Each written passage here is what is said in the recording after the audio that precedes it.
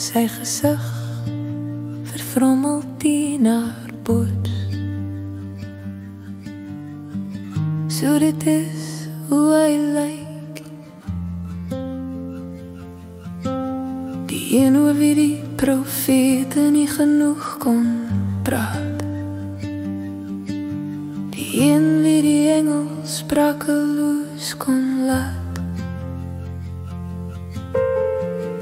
Sy kyk na Josef en fluister,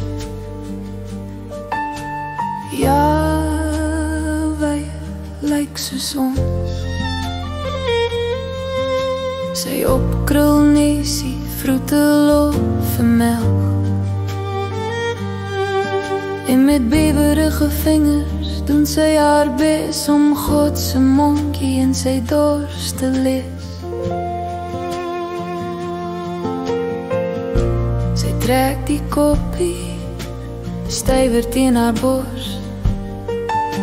Haar hart mis 'n slag as hy 'n bietjie lewensap op sy mamma mors.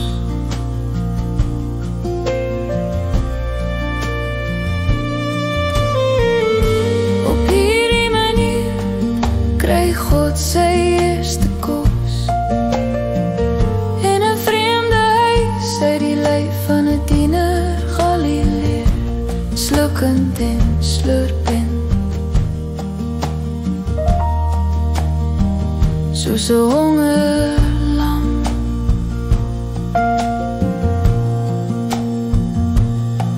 In die onthou van alles wat hierdie oomblik sou word, eb stadig deur haar lyf, trane van verligting rol oor haar olyfkleur wang en drup op haar klomp waarna sy so bitterlik verlang.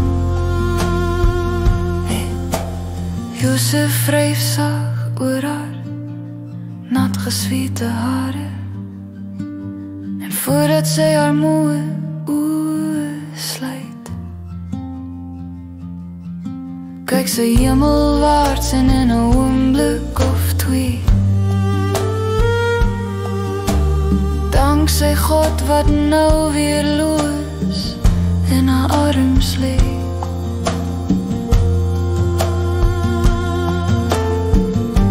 Op hierdie manier kry God sy eerste kos in 'n vreemde huis uit die lyf van 'n tiener Galileër, slukkend en slurpend